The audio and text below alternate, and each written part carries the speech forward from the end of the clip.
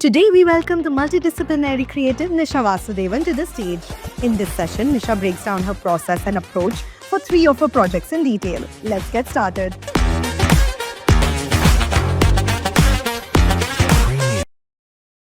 So like Ashwin said, I'm a multidisciplinary artist. It means that I work across different mediums. So I work across animation, illustration, film, and writing. And I try to bring all those skills together when I'm doing film work. Or I pick and choose the medium that will be the best for a brand's need based on what I want to do. So I've got a few examples of that today. Mostly we'll be looking at one documentary piece which is made for a brand, a couple of animation pieces and a new media piece that uses live action and AI together.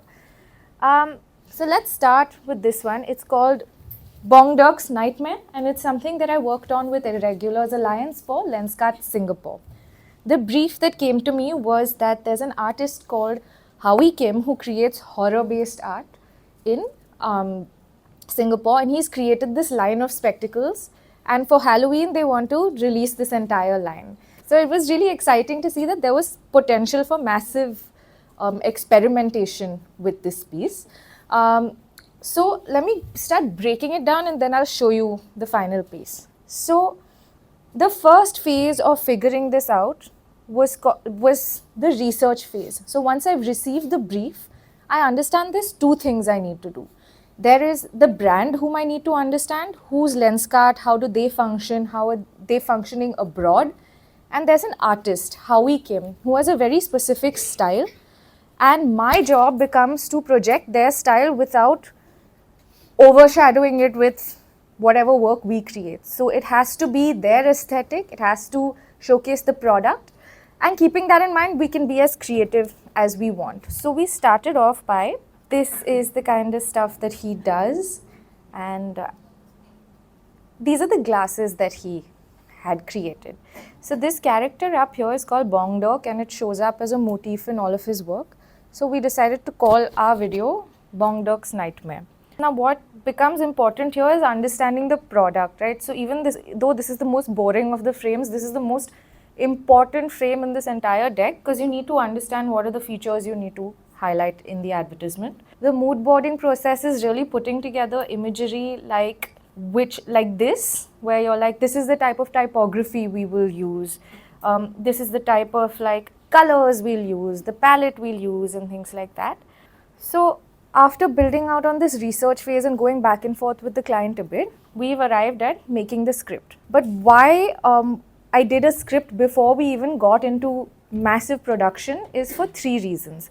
One is that we need an audiovisual breakdown, obviously, at least something to start with. We need references so that anyone who's working on this video looks at the imagery and understands that, okay, this is what we want to do. And in order to understand the duration, 30 seconds is a really short time in which to show 4 products, show Halloween, show how he came, do this, do that. So how do we figure out how to maximize the time that we have and how do we do it in an aesthetic way?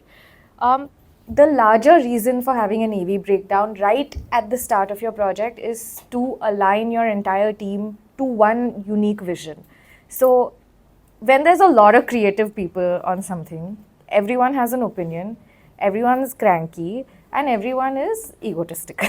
Okay, so that's the reality of life. So if you have something where you know that, okay, whatever anyone says, this is what we have to create, this is what we're anchored to, then you kind of work towards that with them. Now, what I tend to do with clients is that I send them an explanation of what the video is like in my head. The reason for doing this, and when you're doing creative for hire work, you're not just making art. You are being hired to perform a service, and in that it becomes more than it being in your head, your great creative idea. It's more important for you to explain to your client what they should expect. And for that, sometimes you have to go above and beyond to be like, here's what you're going to get, right? So for that, I will just show you about a minute of this. So we've gone through what the brief is, what the understanding of the 3 or 4 factors to build this film out are, and how important it is to anchor your entire team and your client to one vision. Now I'll show you the final piece that we created.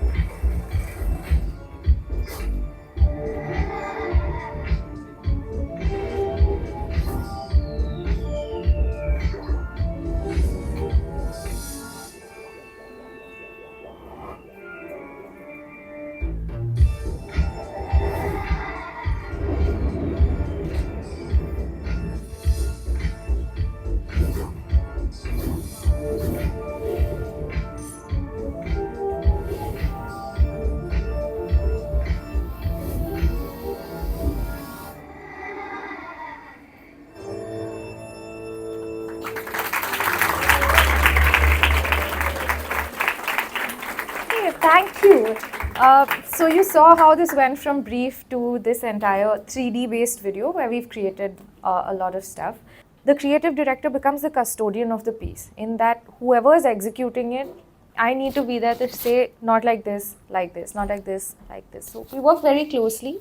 What tends to happen in that process also is that they have some really good ideas that they bring into the whole thing. Their own flavor, their own style, their own artistic play comes into it. So Akanksha Jain is the 3D artist who worked on this, and you can look up her work online. She is really talented. We work quite closely together to build this out. And these little things, right? Like we'll use the ta-na-na, ta-na-na-na music, or I don't know if you guys noticed at the start, but one of my favorite things we put into it is the sound of Velma from Scooby-Doo going, my glasses. Yeah. Okay, thanks for noticing, guys. So those are the little things that we had fun with while building it out. I forgot to mention that one of the key things of this piece was to take Howie Kim's work and first convert it into 3D. So whether we do that through scans or whether we do that through like literally sitting and building out a flat piece into 3D, that was also an aspect of production that we had to take into account. So that's Bong Dirk's Nightmare. Bong Dirk's Nightmare is a piece created for a brand in collaboration with an artist. That's what makes it unique. But at the end of the day, it is advertising. What I also wanted to show you guys is a music video which is done completely in animation. So they reached out, they wanted to do the video for Mena. And the process of making a music video for Mena is a lot more, it's very different from what we did with Lenskart, because here it's an open brief, there are no mandates. It's like listen to the song, read the lyrics and see what your interpretation of it is. I'm going to show you quickly on Instagram like what it was like breaking it down from here to there. So this is a very quick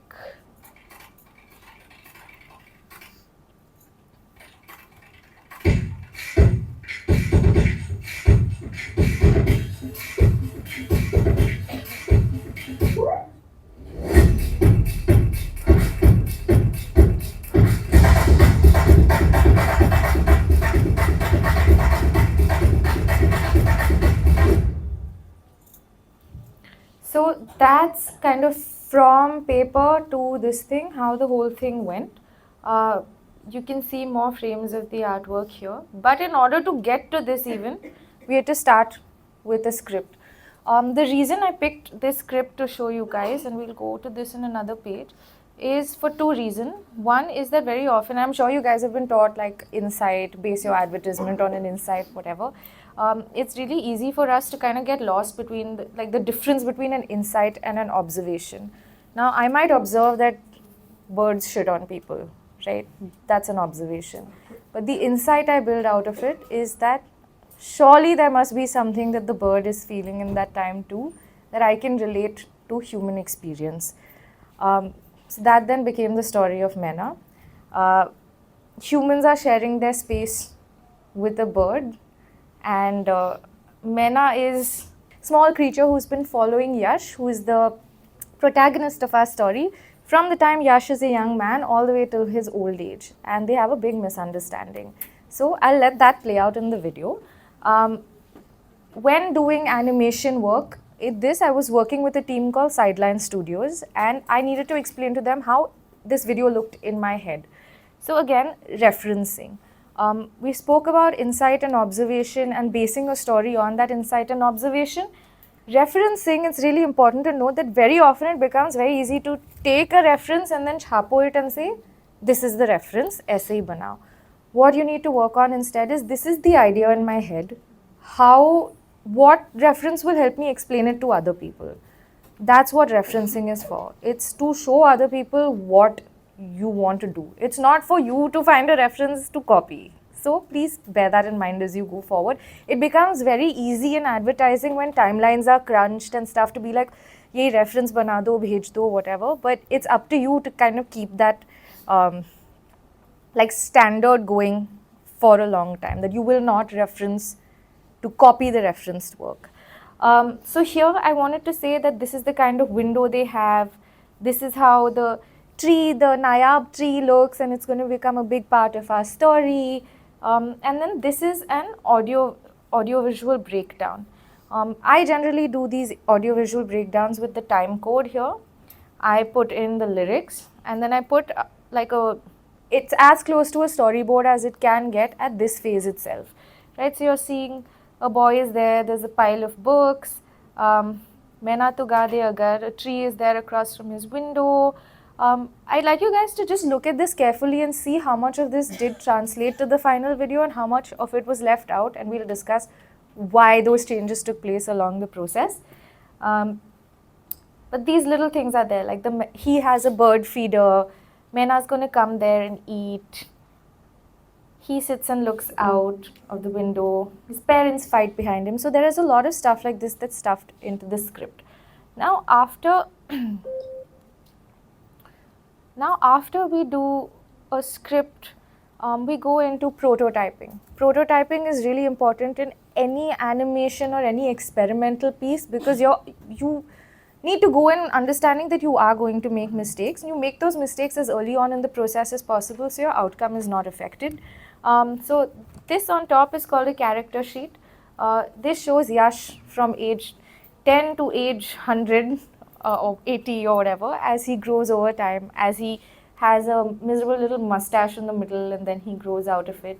And this is Maina, and all of Maina's expressions. Would you guys happen to know what an animatic is? Yes? No? Okay, so an animatic is essentially, before you go into the process of animation, you storyboard the entire film and then you place it onto an edit, and you will see how it's broadly working or not working. So it's not fully animated, it has little bits, it's just static images and things like that, but you get a sense of the pacing, you see where things are working and not working, and then you can tweak things based on that. I'm going to show you the animatic for Maina.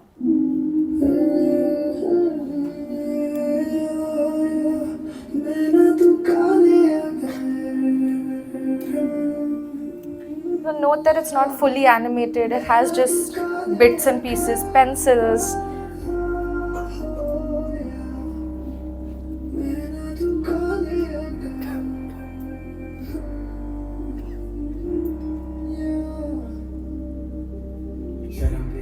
Invariably, we're not going to see color and we're not going to see any detailing at this point.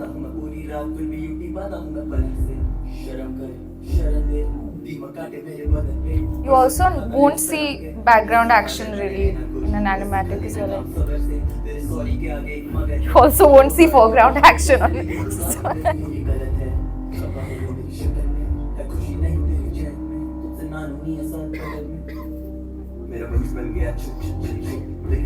I'll pause it here because it's 4 minutes long.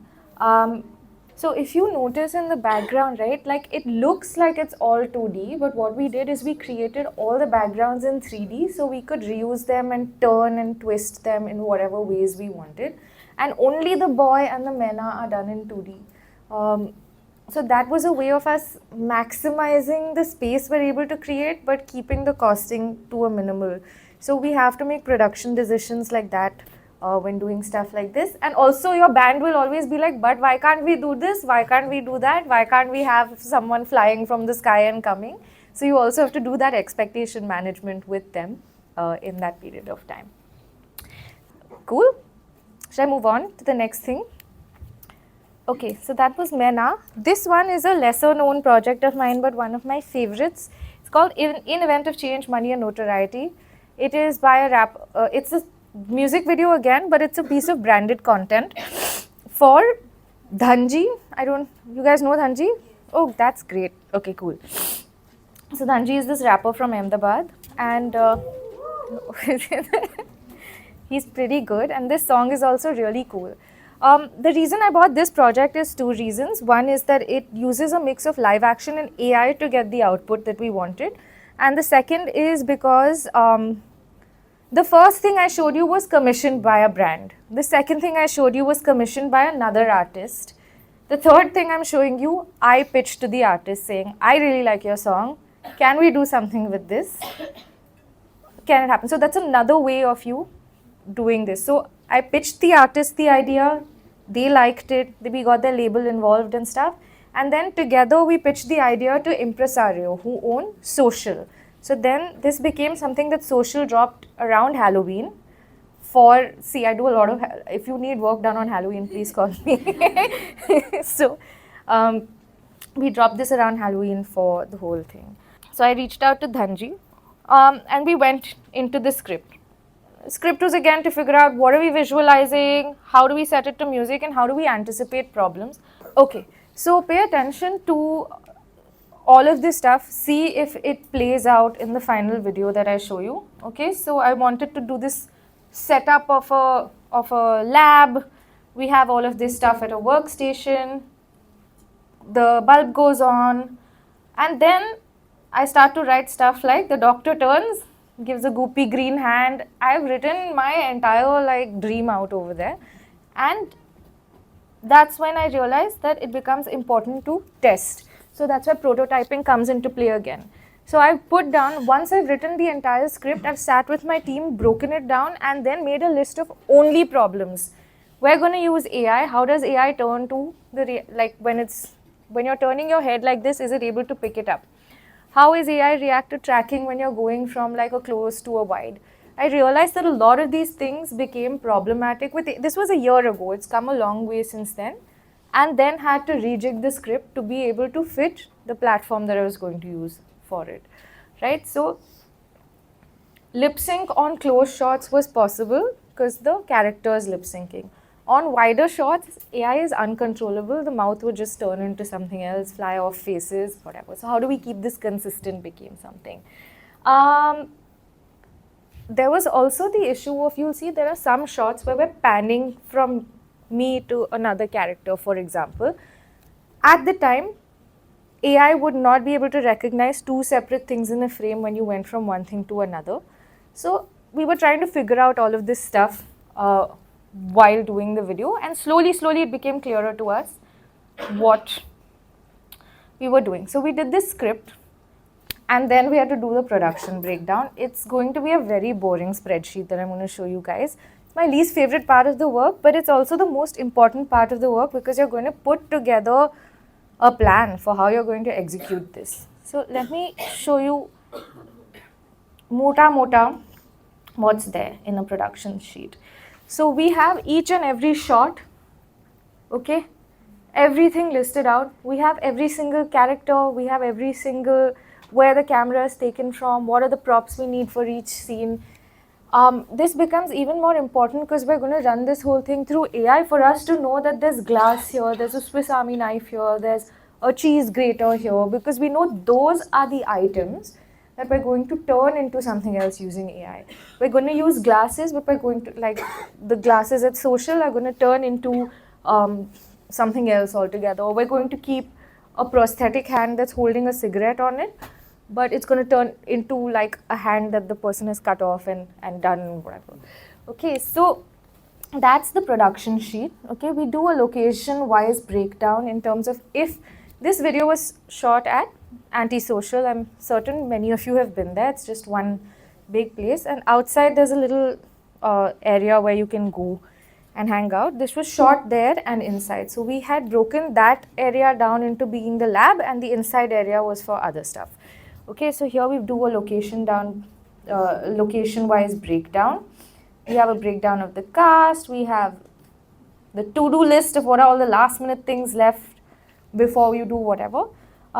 And this becomes really important to go over every day with your team to make sure that you guys don't make any mistakes. Why don't you make any mistakes? Because you have a limited amount of time and money once you're on set. You have 12 hours, you have X amount of money.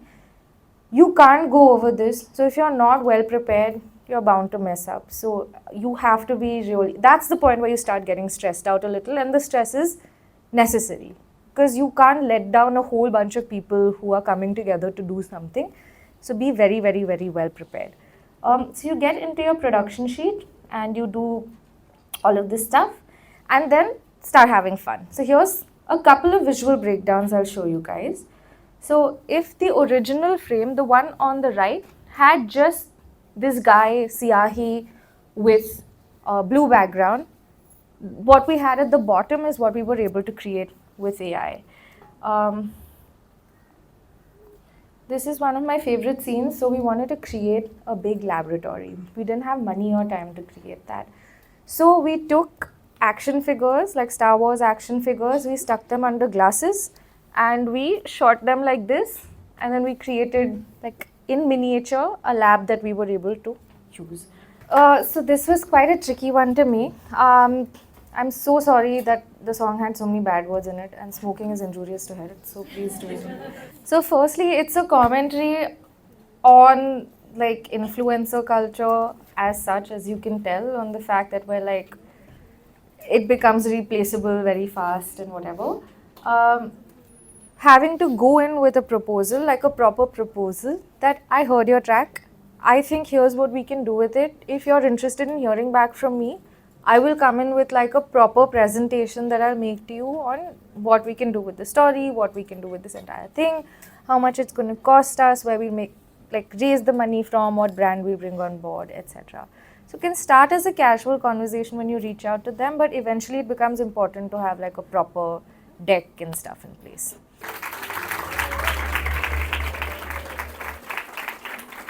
Thank you. I absolutely loved it. As someone who's aspiring to go into media and something of designs and graphics of sorts, it was enlightening. It was so enlightening, and it just enhanced my belief in this industry. So it's like, yeah, I can do this. There is place for artistic space here. Yeah. I think it was super cool. Like in a world where I'm seeing basic ass Apple ads on the front page of the newspaper, seeing this was so cool. And I've always looked up to millennials, but I think Nisha is my favorite millennial now. So it was a great session. I mean, ultimately, you see a lot of advertising templates that come out, and you're like, okay, is this the kind of business we're getting into? But then you see Nisha's work, and that's just enlightening. And yeah, I look forward to that kind of work. Thank you. That was a lovely session.